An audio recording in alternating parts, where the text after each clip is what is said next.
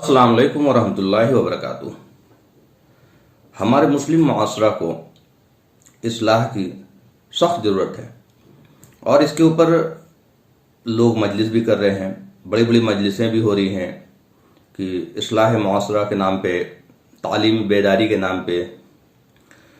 लेकिन हमारी इस्लाह तब तक नहीं हो सकती जब तक हम अपनी बुनियादी प्रॉब्लम पे, जहाँ से चीज़ें बिगड़ती हैं, अगर उस पर गौर फिक्र नहीं करेंगे तो कभी हम इस्लाह नहीं कर पाएंगे। ऊपर ऊपर बातें करने से या बयान करने से कुछ भी नहीं होगा। और मुसलमानों का जो बुनियाद है वो है मसाजिद और मदरसे। मस्जिद और मदरसे में अगर इस्लाही काम वहाँ से शुरू हो तो ये बहुत आसानी से उम्मत तक पहुँचेगी। सबसे पहली इस्लाह ये होनी चाहिए कि इमाम की तनख्वाह किसी भी मस्जिद में, खास करके अगर शहर में हो तो किसी भी मस्जिद में 25,000 से ऊपर होनी चाहिए, कम से कम मैं बोल रहा हूँ 25 से 50,000 और या उससे ऊपर हो। आप और 50,000 दे सकते हैं या उससे ऊपर दे सकते हैं। ये ज़रूरी है, ये बुनियादी रिक्वायरमेंट है, ये हर इंसान की फितरी तौर पे। अगर इंसान, वो इमाम साहब जो भी है हमारे, अगर वो परेशान रहेंगे, अपने घर के अखराजात पूरे नहीं हो रहे हैं, बच्चों के अखराजात पूरे नहीं हो रहे हैं और जो भी उनके घर का जो मामलात है, छोटी छोटी चीज़ें हैं वो पूरी नहीं हो रही हैं, तो वो बेचारे टेंशन में रहेंगे।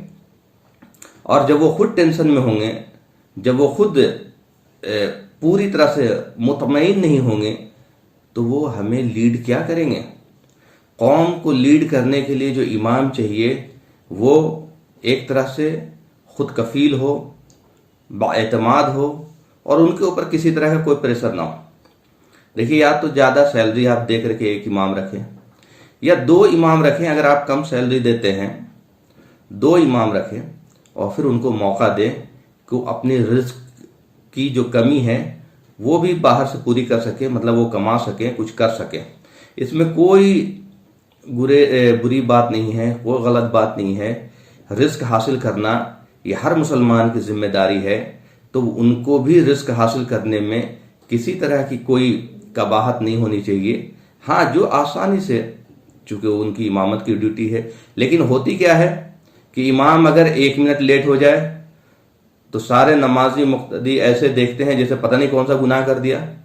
5 मिनट लेट हो जाए तो आफत ही आ जाएगी।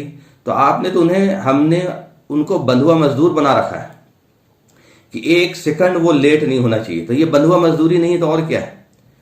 इमाम कभी भी, उनकी भी अपनी ज़रूरियात हैं, उनकी भी अपनी रिक्वायरमेंट है, वो भी इंसान है, उनके अंदर भी एहसास है। हम उनको रोबोट की तरह यूज़ करते हैं। बिल्कुल टाइम हुआ और इमाम साहब मुसल्ले पर खड़ा होना चाहिए। अगर लेट हो गए तो सबकी नज़रें जो हैं टेढ़ी होने लगती हैं। भाई, वो लेट हो गए तो मुक्तदी में से कोई एक शख्स आगे पढ़े और इमामत करे, नमाज पढ़ाए।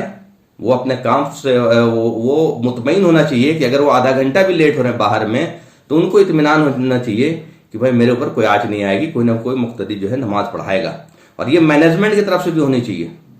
ये एक ट्रेनिंग होनी चाहिए मस्जिद में, इस तरह की जहन होनी चाहिए।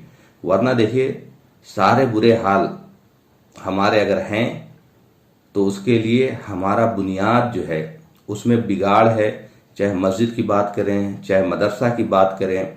मदरसे में असल कोई आदमी अगर कोई सजेशन देता है, कोई मशवरा देता है, तो उसको लोग निगेटिव लेते हैं कि ये तो हमारे खिलाफ बोल रहे हैं। भाई, खिलाफ बोलना तो उसको कहते हैं ना जो वो कहे कि बंद कर दो। मशवरा ये होता है कि आप कैसे इंप्रूव कर सकते हैं, कैसे चीज़ों को बेहतर बना सकते हैं, कैसे उम्मत की ज़्यादा भलाई हो सकती है, कैसे हमारे हालात जो बिगड़े हैं उससे बाहर आ सकते हैं। तो मदरसों में भी जो तालीम है उसमें कोई बुनियादी छेड़छाड़ की बात नहीं कर रहा हूँ, सिर्फ ऐड करने की बात कर रहा हूँ कि उनकी बुनियादी तालीम में भी वक्त के हिसाब से चीज़ें ऐड होनी चाहिए।